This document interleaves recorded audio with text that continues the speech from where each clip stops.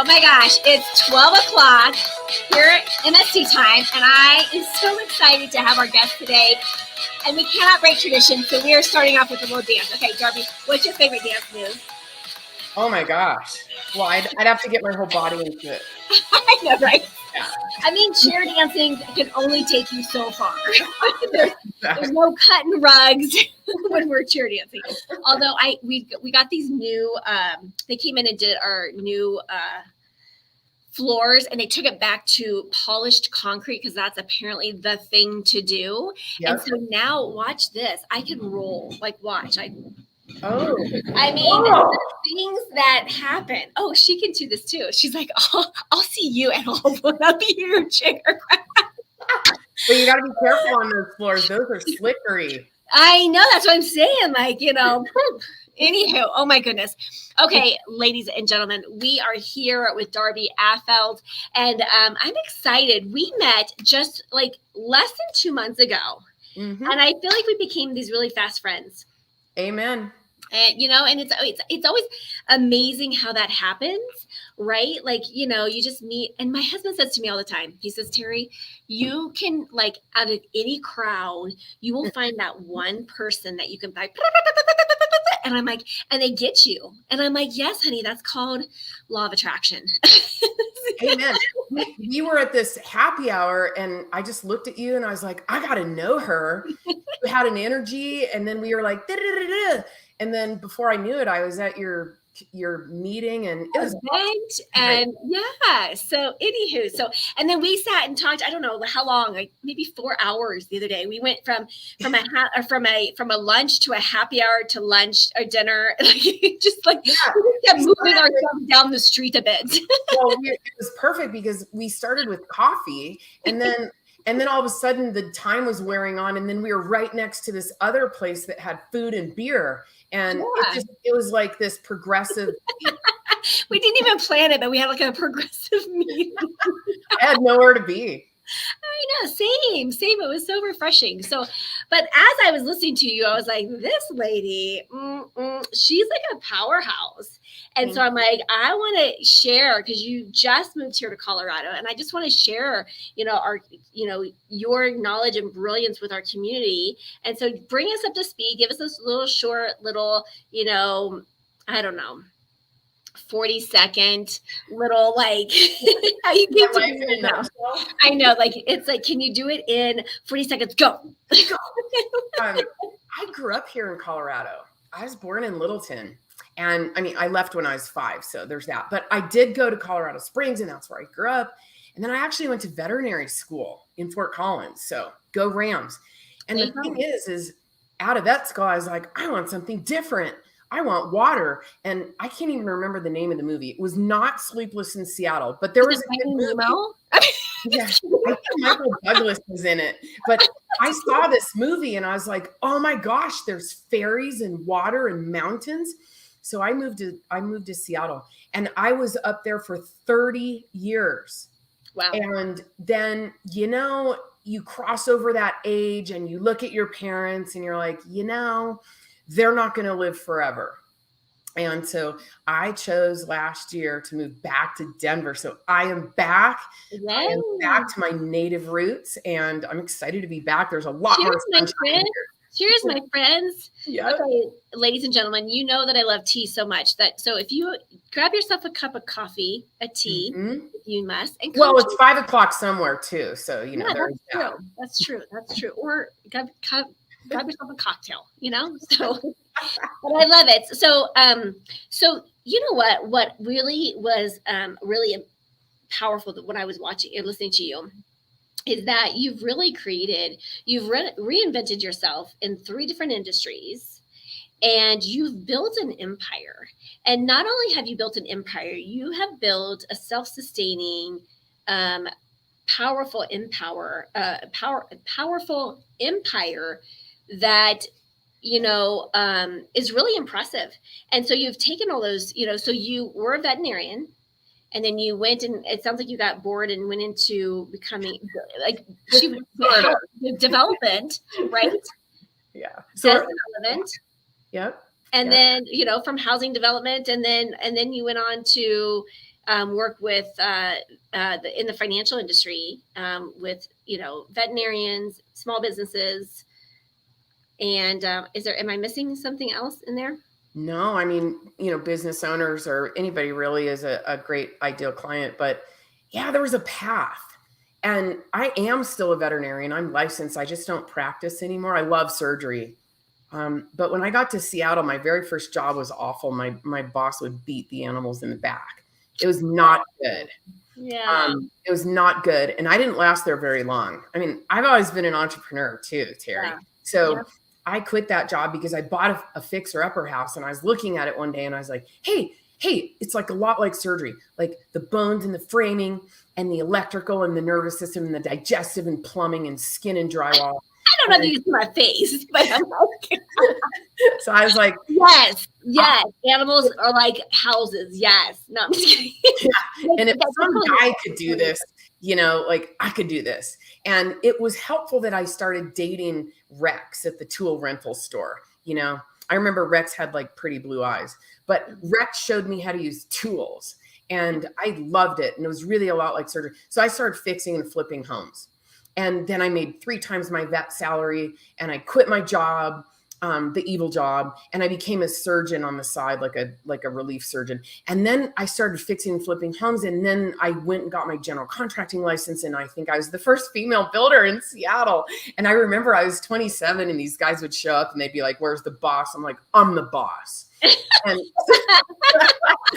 let's all try that. Like, I'm the boss. Yeah, let's say it together. Are you ready? 1, 2, 3. I'm the boss. So anyway, I became a really pretty big builder in Seattle, and money just kind of flowed. The way I look at money is unique. We'll talk a little bit about that today, but it just came. Like, I believe money. There's so much money in the universe, and there's so much abundance for everybody. And you really just need to believe it and manifest it, right? And we talk a lot about that if it's important to you. And so, and everybody's definition of how much money is enough is different. So let's unpack that. Let's unpack that, because I think that money is a hot topic, right? On so many levels. And what would you say are some of your your go-to strategies in working with and building an empire and building your independent wealth? That's such a great question. First, I'm just going to wrap how I got into this, because it's critical to understand how I got from veterinary medicine to building to financial advising. It's because the market crashed and I lost it all. I had 28 homes under construction when it crashed in 2008. That was fun. And so I know what it's like to be in debt.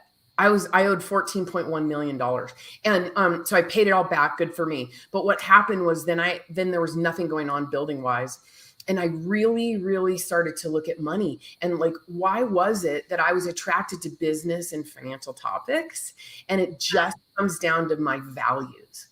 And what I realized was values-based financial planning and financial advising is, to me, what the crux of the matter is.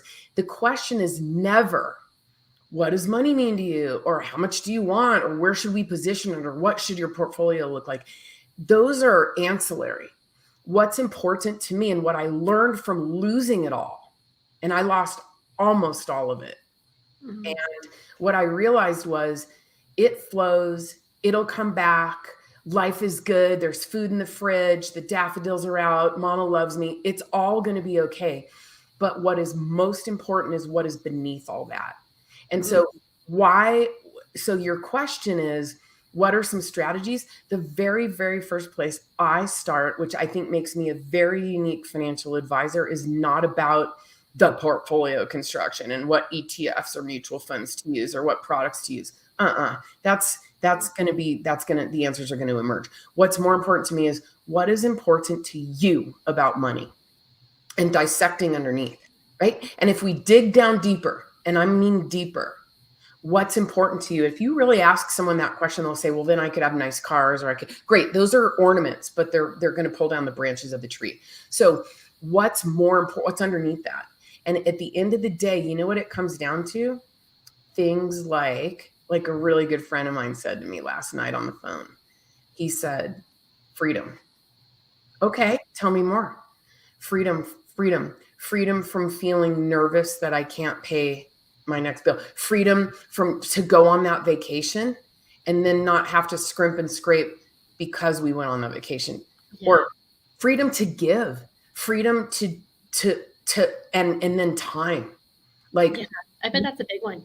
Like it all comes down to time to be work optional, time to give to others, time to spend on our own passions, maybe our kids, maybe our grandkids, maybe our causes, maybe something physical that makes us happy, like hiking or biking. And so at the end of the day, that is my values-based financial planning.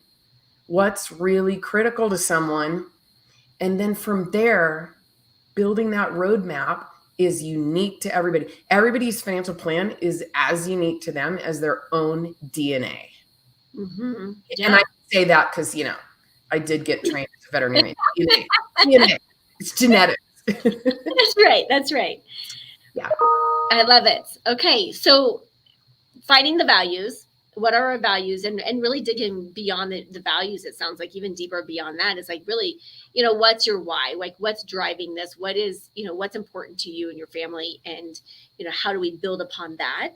So once we've identified that, is there some strategies or things, or even just with our listeners tuning in today, what can we do today? Yeah. What a great question. Today is all about getting it up. And by the way, because I'm a veterinarian, I love making veterinary analogies. I'm sure not calling my clients sick dogs. So we got to get that part of it. Nobody's a sick dog or a sick cow. Yeah. But you can't teach a dog new tricks, but yes, you can. It's how my mind works. And it's how I was trained for 8 years. Part of what makes me unique is because I was trained as a doctor, especially working with patients in the veterinary world who can't talk. And so I was telling my friend last night that what I look at is I see things four-dimensionally. I have to dissect, and I have to I got to put someone's financial life up on the exam table, and I got to look and I got to ask lots of questions. A lot of those, most of them are going to start with values-based, right? But then where are things? What are we doing? Where are we trying to go? How do we get there? What's most important to you? That's all the diagnostics, right? And so I think that way, and I'm listening for things that I can't hear, that I can't see, because that's how I was trained. And then maybe become a general contractor. That's really similar if you think about it. I mean, yes, it's a lot like surgery, but it's the same thing. Like where we're pulling something apart, we're fixing it, we're putting it back together, and we're getting it back to wellness and wholeness and health. And that's how I see the financial industry. And that's why it's unique, because I've had so many years of A, being an entrepreneur, and B, being a doctor, and C, being a general contractor, diagnosing what is going on and how can we fix that. And so the specific strategies are so unique to everybody. That would be like me walking out to the exam room and taking a look around and getting my script pad out and starting writing scripts. We can't do that. We have to really dig in there and really dig deep and figure out what's unique to each person. I mean, somebody might have a special needs child or a special needs niece or nephew that they need to take care of. Somebody might have parents who weren't able to do very great financial planning and that are going to need financial support. Somebody else might, like I talked to a client last night who said, Darby, I think I'm going to be in trouble this year as we rebuild my plan because I spent so much money on travel last year. And I was like, fantastic. Where did you go? And it was New Zealand for 3 weeks. And then it was Africa. And of course, I was there last year too. So we did a lot of talking about that. But at the end of the day, what she said was, I told you last year I wanted to buy a house, but I don't. What I realized is my why is going to see the world. And I would really just rather rent and keep it simple and just really focus on being able to get out there, get that life balance and get my travel on. So everybody's goals are different, Terry. Yeah. And I think the other point that you make is that it's ever evolving, right? So what you thought you were going to be, or what you desired can evolve and change. Yes. As we do, right? And our needs and our values, I do believe that our values change over time, because something that was important to us in our 20s may not be as relevant in our 40s, 50s, and 60s, right? And so, that's evolving, and I think that's important to take note of that, and noticing when that changes, and tweak the plan accordingly, right? Yeah. And at the end of the day, aren't we all really seeking joy? And I differentiate joy and happiness, because happiness is like just very, very subjective. Joy is, I think, more of a universal feeling. And if you really embrace life and you feel joy and you feel peace of mind and you feel freedom, and by the way, that looks different. I do a lot of public speaking, and I go to conventions and speak. And one of the things I really love to say is, hey, what is important to you? What is success to you? Because it's unique and different. It's not always about amassing the most amount of money, is it? Because, I might look at someone in the audience and say, okay, let me get my crystal ball. Okay, your definition of retirement success is you want a house in the south of France and one in Costa Rica and one on the slopes of Vail. Is that right? And no. Okay, sorry, I got that one wrong. How about horses? You want horses. Or someone else might be like, you know what? No, I just want to kick off my shoes and get on a sailboat, a simple sailboat, and just sail around. That's my definition. So everybody's definition of success is unique to them, and we just map it out. Yeah, I love it. And so, speaking of money, speaking of finances, and we were talking as you jumped on here, you talked about like manifesting and calling it in, and I love the fact that you shared that. So I feel like we're in safe territory to say, when we look at money as energy, right? And energy is it's an exchange of energy, right? Yep. How have you mastered, or at least practiced mastering, right? Really honing in and utilizing utilizing money as a resource that you're not putting up the blocks. Because I think a lot of people, and I know I've had my fair share of blocks. It was interesting. Years ago, I had this lady, gosh, it was maybe like, I don't know, it was close to like 20 years ago, back in my counseling practice. And I had staff, and they were really struggling with like how to understand their paycheck. And so I ended up bringing this, my CPA in, and she did all these really cool like metaphors and like, exercises to really kind of understand it. But one of the things that stood out for me was she had us draw our relationship to money. So draw out your relationship to money. And it was really fascinating. And what was such a game changer for me is that, and I don't know when it was probably about maybe 23, 24 years ago. I used to always take care of the home finances. But then I kept getting like there's just too much on my business that was going on. And so I asked my husband, I was like, you've got to take this over. And so what was really interesting is I drew out my, I think it was like $100 bill. Mm-hmm. And it was like almost like bipolar, because half of it, I kind of sliced it in half, and this half represented the home life that I avoided. Like I just was like, I outsourced it to my husband. I trust and that he'll take care of it, right? So I almost had this avoidance, like this bipolar, like avoidance piece for home. But then in my business, I was like in it. Like I was I was looking at my, I was like almost like hyper vigilant around the business finances and stuff. And it was really interesting. So it was like congruent.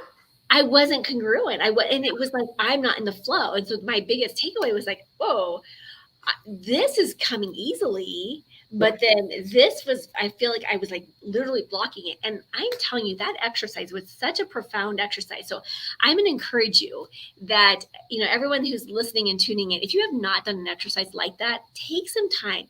If you have a spouse or significant other, or even with your kids, depending on how old your kids are. I mean, I know when I was growing up, money was not talked about. It was kind of very taboo. You didn't know who made what, or, and not that you need to share that with your family, but it was just never talked about. We was never talked about saving and how to save and how to invest and what to invest in and what is investment, this is such a juicy topic right here. Yeah. because what we're talking about right now is behavioral financial. Yes. Yeah. And I do a lot of reading. You can see some books behind me here. I do a ton of reading on behavioral financial behaviors, right? And what you just said is also gold. And we don't look at it, yet we really should. Most people are spending more time planning their next vacation than sort of understanding their financial goals and their money goals and what that means to them deeper and behaviors. So we all grow up how we grow up. And maybe our parents or our caregivers fought about money. And so there's anger or taboo, like you said, it's a topic, or maybe there was abundance and it was taken for granted, or conversely, maybe there was a lack and there's fear around it. And so what happens is kids, as we know, are little sponges and they imbibe what is around them and they develop these beliefs. And that's why money is such a hot topic, because, there's guilt, there's shame, there's fear, there's anger, there's whatever there is. And then we come to the conversation about money with things that may not even belong to us. Right. We have that lens that we're seeing the world through. And yeah. And oftentimes it's so unconscious that we're making the same choices. We're modeling and behaving the same way because we didn't know any other way, right? Yeah. Around, scarcity or around not enoughness or, or I'm not worth it, or I'm never going to have it, or, so the way I look at money is unique, and it's unique in my personal life, but it's also unique as an advisor, because you know what? I'm going to build that portfolio and manage those assets, but that's secondary, right? And I'm going to manage taxes, and I'm going to make sure that there's enough to do the things we want to do and reach the goals. But I start in a different place. Mm-hmm. And that is this conversation. So I have workbooks and I have processes that I put my clients through where we literally get out this roadmap thing that I have, and we start to identify what is most important to us as human beings. And it's not going to be the car, the jewels, the boat, the fur, the house. At the end of the day, that's unimportant. Those are the adornments. When we bring it all down, we come to the conversation and really get real about how we see money. And if we're willing to look in the mirror, it's such a great exercise. So I love that she did that with you guys, because that then starts to help clear and then clear a path for how to go forward. And once we get to that, then the rest just comes. So then it's my job to go out to the wide world of products. And by the way, everything's a product. Right. And obviously insurances and annuities and our products. But I think people don't realize a mutual fund is a product and an ETF and a stock is somebody's, or bond or whatever. So those are all products. Those can be found. And a product neutral advisor that's a fiduciary, I think, is critically important. We can talk about that, what that means. But, the products are secondary. And so start with what's really real. I think that's where we start to generate a plan that becomes something that someone is motivated. Mm-hmm. Yeah. Yeah. And I'll tell you, if we don't get the mindset in alignment, mm-hmm. It is a bugaboo in all aspects of our lives, right? Like it has an impact on our personal life. It has an impact on our, all aspects of our lives, including our business. For those that are entrepreneurs and women business owners, it has a huge impact. And so we want to make sure that we're getting that in alignment, because that is the foundation of where all of this comes from, right? And we can be once we get in alignment, like money can flow with more ease, and there's less restrictions and less limitations to that. Yeah. And, Terry, we've talked about this. I'm going through a divorce right now, and I catch myself sometimes feeling anxiety about the outcome and it's money. But what I realized, and need to keep reminding myself of is there is abundance. So if my net worth gets slashed in half, It's okay. It was meant to be that way. It's just going to fall out how it does. And I've been through hard times myself. I've been through, I mean, we talked about how I lost everything in '08, like nearly everything. I had a little bit left, but going from a net worth of crazy millions to almost nothing is a very scary feeling until you start to get real about the fact that there's just more. And for whatever reason, it flowed into my life, and then it flowed right back out. Maybe not right. I had some for a while, but at the end of the day, I am glad I did not attach myself to the materialistic things that are out there.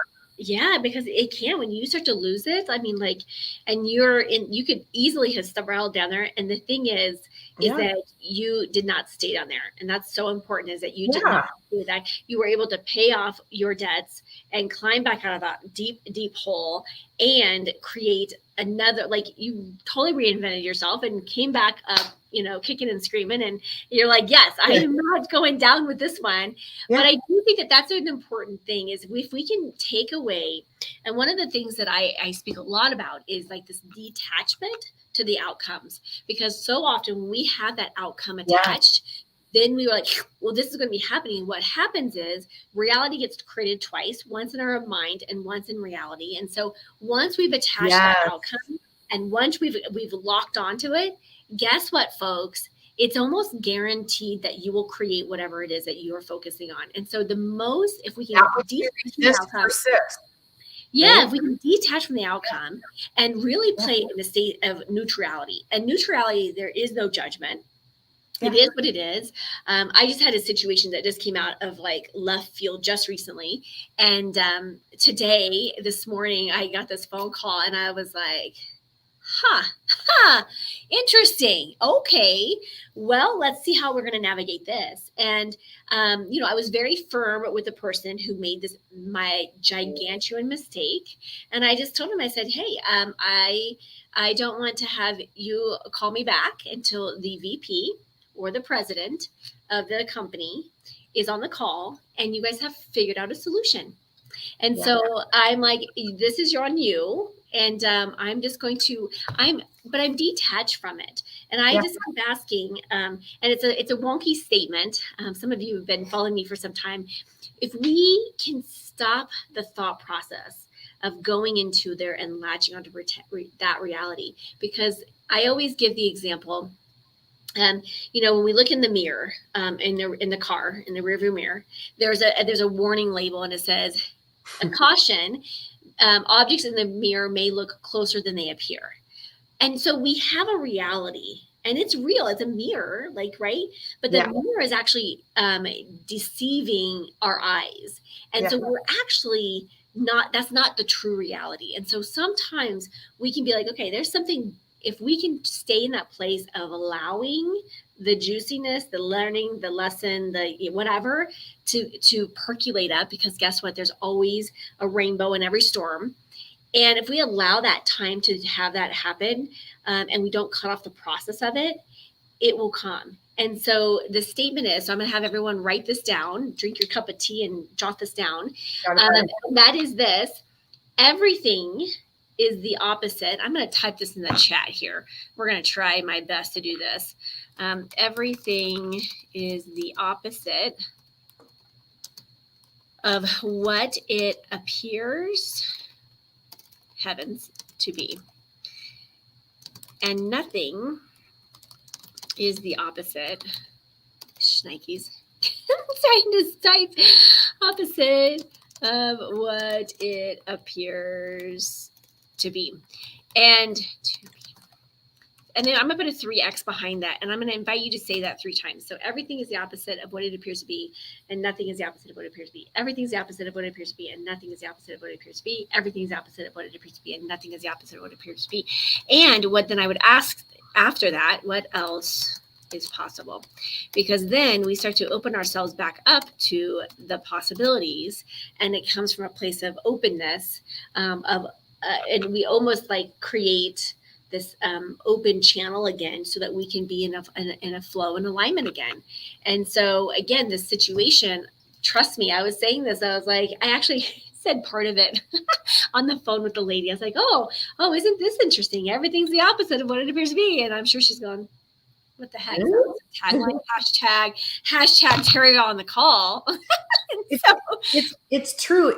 And as I go through this process, or, in 2008, that process, or just anything that we run into, especially when it comes around money, if we keep in mind that when we expect something, that's where we suffer. Mm-hmm. And so exactly, it's the same thing. And I loved our the weekend that we did together back in April, because it's really all about how you look at things. Now, and one of the things that I've gotten really clear on in life, and by the way, it's not just about money, but while life will happen, right? And the ups and downs are going to come our way.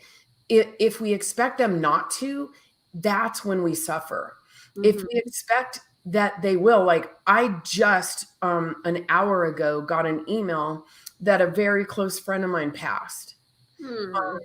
And, I was sobbing, and, hopefully, it's all okay now. But what I realized was, it's okay that we can. What I realized was it was his time, and I can't expect my loved ones to be here all the time and forever. They won't. I can't expect no hard times financially to come. My clients can't expect that. And so mindset and understanding and feelings are like clouds, right? We talk a lot about that in mindfulness and meditation practice. And that is, what you feel right now is not necessarily the truth. It's just how you feel. So if we attach ourselves to that, and, like anything, it's really just about letting go of the expectations that we have, and being open to what is. And then, if we don't like where we are, we can pivot, or we can change our situations if we believe. And again, money to me, I once told how I think, how every day when you wake up, you expect that it's going to be light out. Like it's either going to be sunny, and maybe even if it's cloudy, but it'll be lighter than it was, at say 3 a.m. So I believe money works the same way. I believe it will come into my life, just like I believe the sun will come up every day. It just is. And it's a fact of life. It's like, yes, of course, it's a fact of life. And if money, by the way, if we have enough, and enough is unique to each person, if we have enough and we've reached those deeper meanings in those goals, great. Like I said, it's not about the 3 houses or the 5 houses or the cars or the, lavish spending for everybody. Sometimes people just want more simplicity. So it's really values-based to circle it all back. Yeah. Values, baby, values. Oh my goodness. We could spend the whole time talking with you today. This has been yummy. I know we're going to do some more collaborative work together. And any final thoughts, any final nuggets, life lessons, tips, tricks, tools that you can share with our audience? Yeah. I mean, what a great question. There's so many, but I think it all comes down to one thing. So I have a final thought, and then I have a small ask today. Okay. So my final thought is this. It is really important to get a second set of eyes on your planning and what you're doing or not doing, as the case may be, right? And so it's critical to have, because people get busy and they take their hand off the wheel, and financial planning and advising and what we were doing yesterday or 5 years ago is not always the same. And, we wouldn't do that to our own health. We get our checkups and we get our wellness on track, hopefully. So do that, really take a look at it. And if you think you have an advisor or someone, maybe there's a great relationship, maybe they stay in touch with you, which is probably the critically important. If they're not, if you haven't heard from them in a while, or you're not sure, or you're still scratching your head thinking, gosh, am I doing the right thing? It might be time to get a second set of eyes, and work with someone who's a fiduciary. And a fiduciary, sort of in plain English, means that it's a choice that an advisor puts under to put themselves under additional regulatory to make clients understand they're always being put first. And what that means is there's very serious people at home office putting 2, 3, 4 sets of eyes on recommendations. I'm a fiduciary. It's a choice I make. I'm a fierce fiduciary, I call it. I have a tiny task. So today is a special because I'm on this team. I'm on this bike team raising money for multiple sclerosis. And today, an anonymous benefactor reached out to the MS 150 community. And so I'm going to ride my bike 150 miles to raise money. But they said today, if somebody wants to donate even just a little bit, they will double it. They have a limit on it. Do you have a link that you can drop it? I do. So do you have the capacity to drop it on your side? I don't know if you do or not. Can you just put it in the chat? I think I can. I mean, I make a far better financial advisor than I do like a techie. Come on, let's take it. Yeah, let's. So those are my thoughts and my ask. Yeah, I love it. Now, yes, see if you can just drop that link. So everyone, she's asking for, supporting MS, the MS 150. She's going to ride her bike. She's done so many different marathons, and you've done Ironmans, and oh my gosh, I was listening. I've done what, was the craziest thing that you said out of your mouth that I was like, shut the front door when you said this. Okay. I'm going to say this and repeat this, and people, I'm going to slow it down for all of us. Okay. I ran a marathon one. Okay. It was one of the hardest. It's actually top 5 hardest in the nation. And I think it's considered the hardest sea level marathon. Yeah. So I was telling her, I was like, yeah, I ran a marathon. And she goes, you know what? I think that the marathon is way harder than an Ironman. And I was like, of course, because a 2-mile, swim, and then what's your bike ride? What's the bike ride? How many miles? 112. 112. And then to top it off, to put the cherry on top, is 26.2 miles running. And she's like, yeah, the marathon was way harder. And I'm like, it is. Who are you? She's like half robot. The standalone marathon is harder. She might be AI. Let's start a rumor, folks. I think Darby Affeldt is an AI. I'm kidding. You're superhuman or something. I don't know. No. And there's a simple reason why, really. I just finally found the link. Is it maybe because you're in endorphin mode, and by the time you've ran you've hit your runner high, and then you just go into the insanity level, and then from insanity level it's is that what you see that? I have lost my mind at this point. You're 115 miles in, 120 miles. You're I'm just lost my mind. I'm out of my mind. That's probably what happens. Yeah, you're probably out of your body at that point. Having a supernova moment or something. Really, this should make sense. When you do a standalone marathon, right? When you start, you're fresh, and so you're running harder. Unless you're an elite athlete. So let's finish in for that. That's fine. You come off the line and you're like, bam, and we're all gonna reach those mile markers. We're like, I want to die. I want to pull over right here. But with the Ironman, what happened, when I got off my bike, and I'm not an elite athlete. I was really right in the middle of the pack, but I was just beating myself, right? It was just a personal thing. Yeah. I got off my bike the first year that I did this at 3 p.m. And I'd been moving my body since 7 a.m. continuously. Yeah. And I got off my bike, and I remember looking at my watch. It was 95 degrees. I was up in Canada. And I was like, oh my gosh, I have 26 miles to run right now. And so at that juncture, you are so fatigued, and you're not coming off hot off the line like in a standalone marathon. So really, truly, unless you're an elite athlete, and again, I'm setting that off to the side, you're doing this run walk cycle, right? In an Ironman marathon, because you're obliterated. And so you're running a little bit, and they call it the shuffle, your feet are shuffle.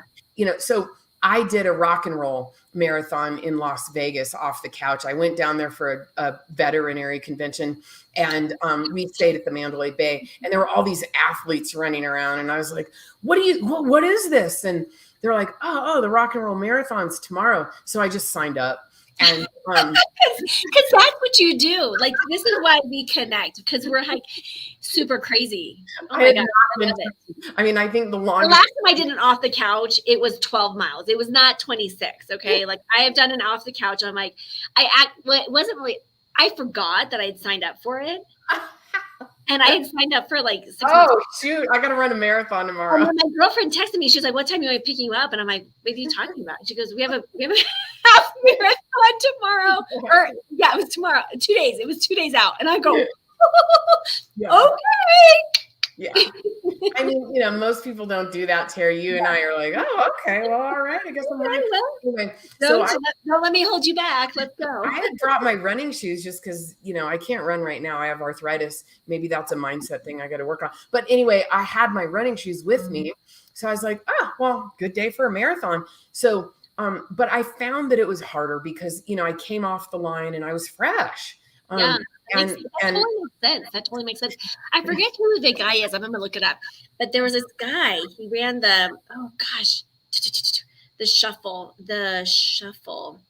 Anyways, this guy, runner. I'm going to just do that and see if I can pull up his name. There was a farmer that decided that he was going to enter it. Cliff Young. He was 61 years old. And he decided he was going to roll out of bed and it was a 3-day event that you ran. Like roll out of bed and do a 3-day. Right? Like, seriously, he decided that's amazing. So he did this whole, and they called it the Young Shuffle. But basically, I'm trying to pull it up here. Made it to a 16,000 kilometer. Anyways.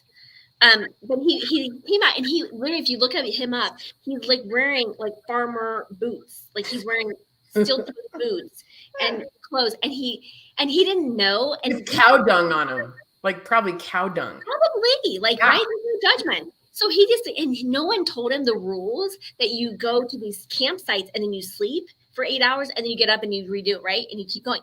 But by the time he got to the campsite, because he was walking so slow and he was doing this shuffle kind of thing, he got to the campsite and everyone was in bed and it was dark. So he's like, okay. So he didn't know. When he didn't know, he kept walking through the night. So he kept walking and never slept. But he didn't see anyone because now no one sees him. And then he'd get back to the campsites and the campsites are clear. So he missed it because he just didn't know. So he won that first race. And I think he beat it by I don't know, it's 17 hours for the next athlete coming through. And we actually call it the shuffle. And it's a way to, the researchers have found that what he did was actually a way to conserve energy. And so it was really mind blowing. Anyways, but really fascinating. So sometimes you when you don't know, it works in your favor. Yeah, right. It's all about mindset again, right? Oh my gosh. Yeah, one time I was doing a training swim in Roatan, and I had just done an Ironman, and I should have probably drowned because I went out to the beach and I started swimming and I was so strong. I was super fit. I had just finished this Ironman and I was looking at my watch, and then it was just sand. And then all of a sudden I saw this coral and it was so pretty. And then it was getting crazier and crazier, and there's fish and crazy colors. And well, you know what that means? I mean, if I had thought about it, I probably would have drowned. It means there's current, right? Because current brings food and abundance. So what happened was I was being sucked out to sea, and I was swimming so fast, and I was like, I'm an Ironman. And then I was like, I'm so fast. I'm so fast today. And then I realized, I was like, oh, I'm being sucked around the corner of the island. I don't want to have to hitchhike back. Geez, I better get out of this. And I turned around and I was going backwards. Well, that's not how currents work. And I think if I had really, really thought it through, and I've been swimming about 2.5 hours at this point. So I probably was calorically depleted and not thinking very straight. Yeah. That's not how current works. It doesn't go around the corner. It goes out to sea. So I did not panic because I wasn't thinking about it. I thought I was going to go around the corner and have to hitchhike. And so I had to claw my way back. I mean, and I was swimming as hard as possible. And I was like, oh, this is a little sketchy. So, I was going a little more and barely inching. And I finally got out of the current. And, later on, I was like, whew, I had to take a big long nap. And then I was with some locals, and they were like, what'd you do today? And I described it, and they were like, nobody makes it out alive. Did you have fins on? And I was like, no, I was just swimming. Anyway, that's the power when you don't panic. And I think that's the same thing with money. Don't panic. Amen. And by the way, the market is volatile right now. And I'm going to leave your listeners, watchers, I'm going to leave them with one more thing today, which is so critically important to remember. Wall Street is like a child on an escalator with a yo-yo. We watch the child, not the yo-yo. It's going to go up and down and up and down and up and down and up and down. Yeah. But if you go look at the history of it, it trends upwards. So we don't panic. We don't panic. And that's why people lose so much money, because if you leave your stuff alone and you don't freak out and you're properly diversified, to bring it back into financial planning, it will be okay. And it's about mapping it out and all that. So there's a good thing to remember when you look at the news and you're like, oh my gosh, it's bad. The sky is falling. I mean, think about pandemic. Yeah. We you're really thought it all over. Don't pay attention to the yo-yo, folks. The yo-yo goes Don't be a yo-yo. Oh my goodness. Darby, what a delight. Oh my goodness. Thank you so much for being on here. So where can people connect with you? Can you put, if you will, drop in your website, and that way people can connect? And if you just want to speak it over, just where's your website and where can people connect with you at? I'm going to put my email in here, and then I might have to go to one other place to get, because my website is kind of not that easy to remember in my head. So I'll figure it out. Hold on. Yeah. So at the end of the day, I am happy to take a peek at whatever anyone is doing. Put a second set of eyes. If what I see is fantastic, I'm just going to give you a high five and send you on your way. If what I see is a few gaps or opportunities, I'm just gonna share what those are, and we'll figure out if it makes sense to get some help. But there's my website. There's my email. Yes. I just had so much fun, Terry. Thank you for having me. Yes, and you know what? I have this beautiful pink water bottle that's in the kitchen. I forgot to bring it, but it was for you. It was in your honor. It's my pink water bottle. Oh, thank you. Thank you. I love it. Well, we'll connect at some point offline. Big hugs to you. Thank you for just being a rock star and just, living your life as you do. Thank you, Terry. I'm so grateful for you. And if you are able to support the MS 150, please do so. Were you able to drop the link in there? Okay, I think so. Yes. Yep. Oh, you know what? These are coming as privates. You know what? Hold on. Before we hop off, I'm just going to, they're coming as privates. Oh, I see.